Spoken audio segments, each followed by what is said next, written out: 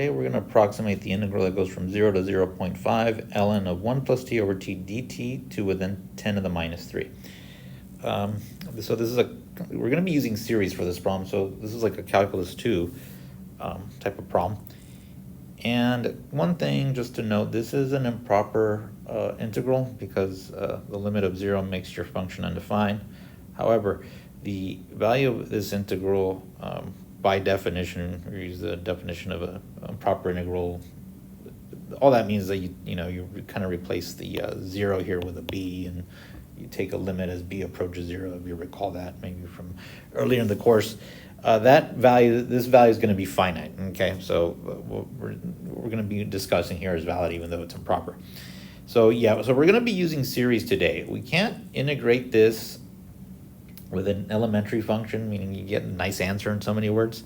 It's not going to happen here, at least to the best of my knowledge. If you do find one, great, let me know. So what you need to do when you're working with a series solution is we're going to basically try to write parts of the function with a polynomial, essentially. And essentially, in this case, we're going to be working with ln of 1 plus t as our part of the function that we're working with a polynomial. So ln of 1 plus t has a series representation, goes from 0 to infinity, minus 1 to the n, t to the n plus 1 over n plus 1, which is, if you write out the terms, it's t minus t squared over 2, minus plus t cubed over 3, minus t to the 4th over 4, plus minus 1 to the n, t to the n plus 1 over n plus 1, plus etc. This interval of convergence goes from minus 1 to 1, inclusive of 1, but not minus 1. So all that says, those are the values for which that series is valid. You can't plug in t equals 2 is what it's saying, for example.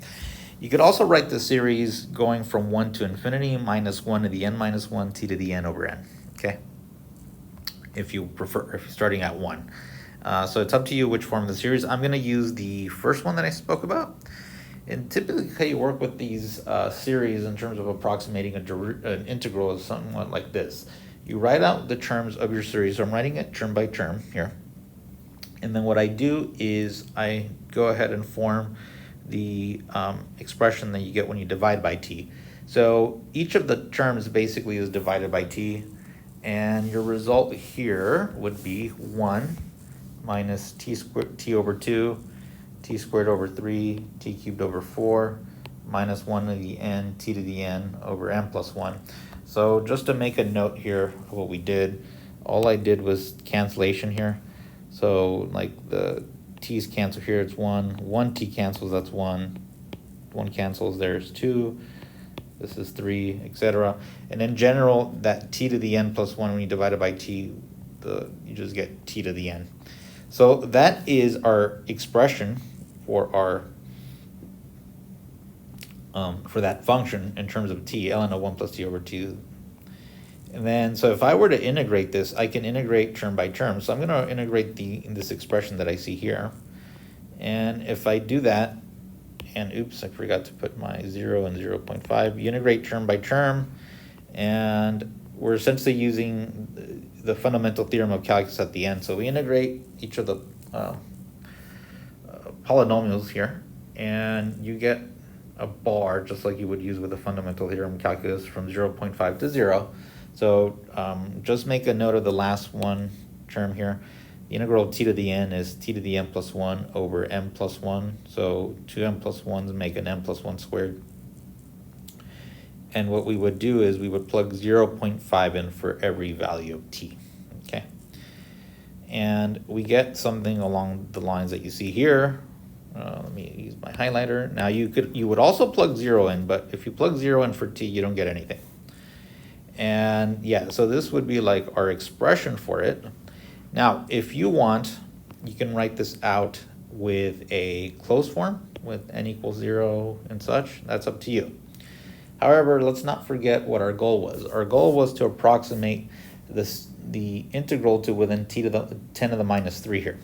So how do you do that? A couple ways. You can add the terms progressively and see if there are differences between the sum of the first whatever terms and the previous term is less than 10 to the minus 3. Or you could use the alternating series bound, which is a little more mathematical way of doing this. And it basically says if you have a series of the form minus 1 to the an, like this, and sorry, I should have written that on top, but what the alternating series bound says this: if you take the error, or the absolute value of the sum minus the sum of the first n terms, it's less than the n plus 1 term of the sequence an, okay? And the way we work with this is you take an, which is basically the sequence part without the alternating part, you replace the n with n plus 1, and what we do is this: we're gonna take an plus 1 and set it to be less than 10 to the minus 3, which is 0.001. And the reason I'm doing that is because if an plus 1 is less than 0.001, then because the error is less than an plus 1, then the error has to be less than 0.001. So it's by transitivity, you know. If a is less than b and c is less than a, then c has to be less than b. That's what we're getting at here. So you take the n plus 1 term and you set it to be 0.01, less than 0.001.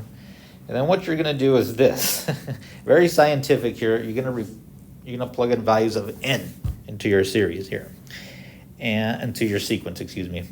And you're looking for the value of n for which makes this true. This statement of 0.5 to the n plus 2 over n plus 2 squared less than 0.001. So you can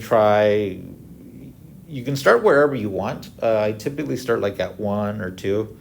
So I plug 1, 2, 3, and then finally, when you plug 4, this quantity 0.5 squared over 6 squared is less than 0.001. So again, I plugged in n equals 4 in here and got something that was less than 0.001. Okay, so if I were you, I'd try that with your calculator just to check that out. And how do we get our actual final answer here? Because we want an actual approximation to the sum. So because n equals 4, that means that you're going to take, this is where you have to be careful, not the first 4 terms, but the first 5 terms in our case, okay? Why is that? Because we're starting off with n equals 0. That was what this was. The next term would have been n equals 1, n equals 2, n equals 3, so n equals 4, okay? So that means starting from 0 all the way up to 4, plugging that into your formula for the terms of the sequence, this is what you get. And it comes down to be 0.4487, but if you want to approximate it to within that 10 to the minus 3 decimal places essentially here, 0.449, okay? So that is how you kind of work with these problems. As I said, yeah, the second way to do this is just add these up successfully, and once you see that the difference between one sum and the next one is less than, in this case, 10 to the minus 3, you're good to go, okay? However, a lot of teachers want you to actually show rigorously that your sum is going to be less than 10 to the minus 3, like by what we did with using the alternating series bound. The other thing I wanted to mention, and this will be real quick, I know this video has been dragging on for a bit, the value that you get for n sometimes will not be the quote-unquote the best one. Once you find a value for n, any value bigger than that will work. So n equals, I know I used n equals 4 here, n equals 5 will work, 6, 7, 8, 9, 10. Well, sometimes what I'm saying is when you find you're using this theorem, you might get like n equals 11, okay? And that, let's say, yeah, that works, but n equals something sooner, like 6 might work, okay?